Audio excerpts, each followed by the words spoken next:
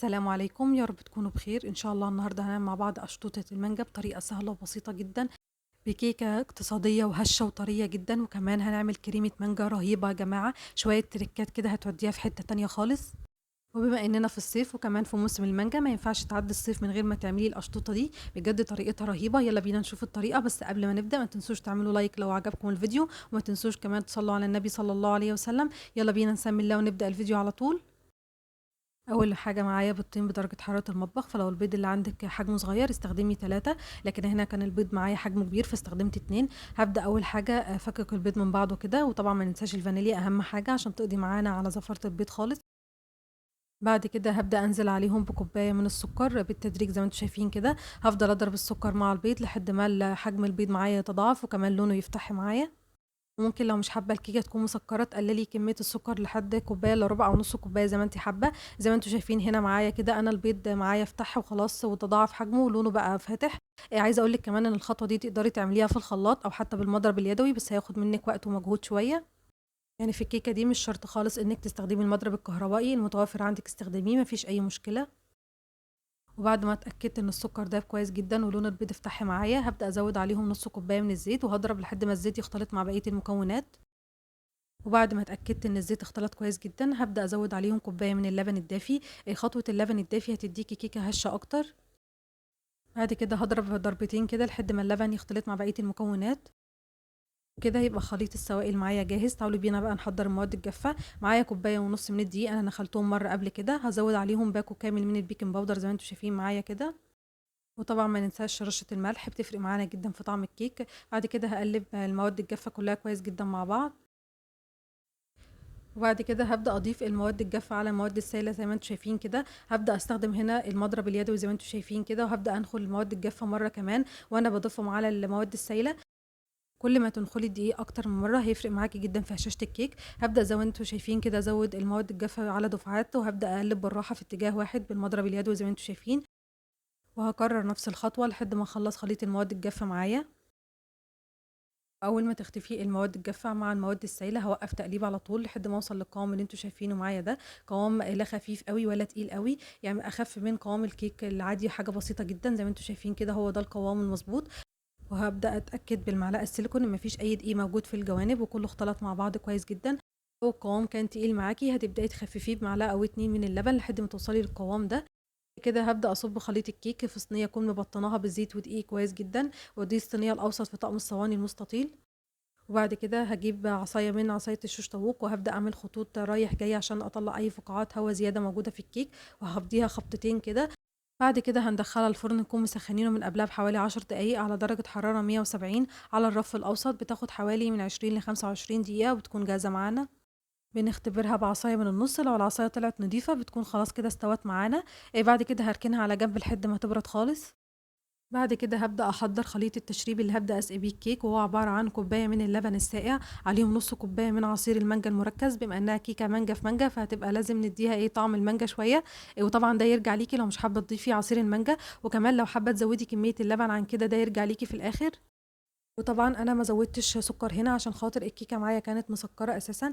فلو أنتِ حابة تزوّدي السُكّر عن كده أو مقلّلة السُكّر من الأول ممكن تضيفي السُكّر في خليط التشريب عادي ما فيش أي مشكلة. بعد كده عملت فتحات بسيطة في الكيك بعصاية الشيش طاووق وبدأت أسقيها بخليط التشريب معايا. عايزة أقول لِك على ملحوظة، الكيك هنا كان بارد واللبن طبعًا وخليط التشريب كله كان ساقع. بعد كده بقى هادخّلها التلاجة وتعالوا بينا نحضّر الكريمة مع بعض.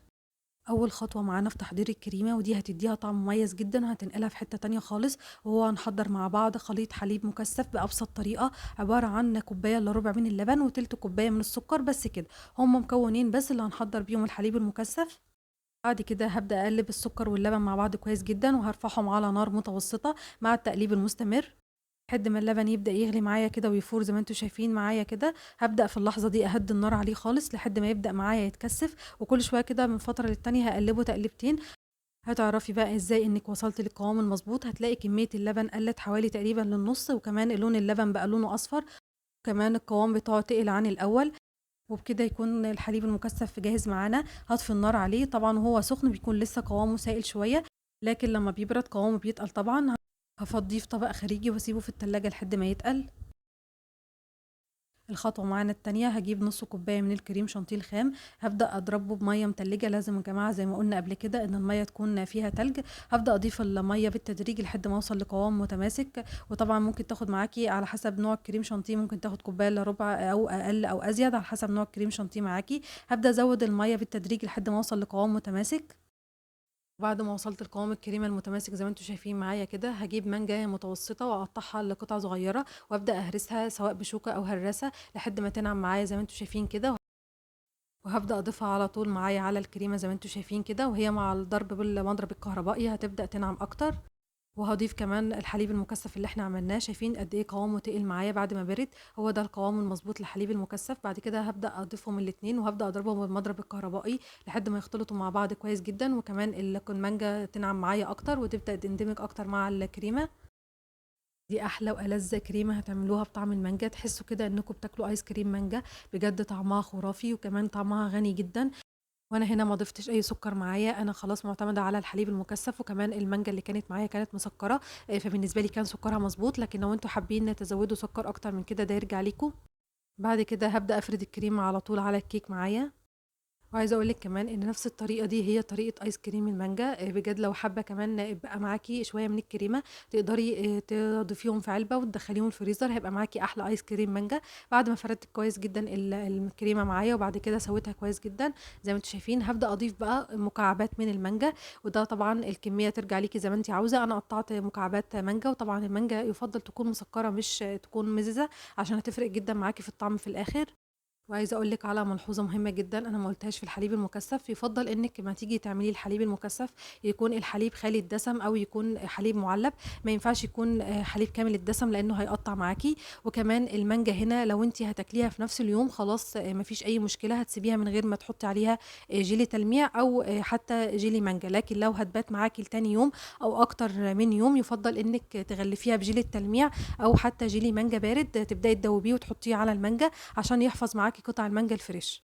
ممكن المانجا تغيّر معاكِ الطعم وتدّيكِ طعم مش حلو في الآخر لو سِبتيها أكتر من يوم، فيُفضّل زي ما قُلت لِك تعملي الخطوتين اللي أنا قُلتهم، وهتبقى معاكِ أحلى أشطوطة مانجا يا جماعة بجد طعمها خرافة، والكريمة يا جماعة طعمها يجنن.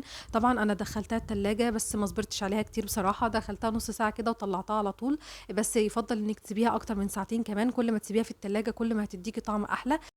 وبجد ما ينفعش يعدّي موسم المانجا أو يعدّي الصيف من غير ما تعملوها، من أحلى وألذ الكيكات اللي ممكن تعملوها في الصيف، بجد الواحد بيستنى موسم المانجا عشان يعملها، بجد كيكة رهيبة وطعمها خرافي، ميكس الكيكة مع الكريمة مع المانجا طعمه يجنن بجد. أتمنى تعجبكم الوصفة وتجربوها، ولو عجبتكم ما تنسوش اللايك، ولو أول مرة تشوفوني ما تنسوش تشتركوا في القناة وتفعلوا زر الجرس عشان يوصل لكم كل جديد. دمتم بخير.